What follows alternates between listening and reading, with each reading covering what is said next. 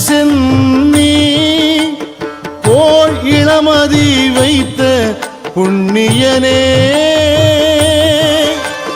போல் இளமதி வைத்த புண்ணியனே இதுவோ எமை ஆளுமாறு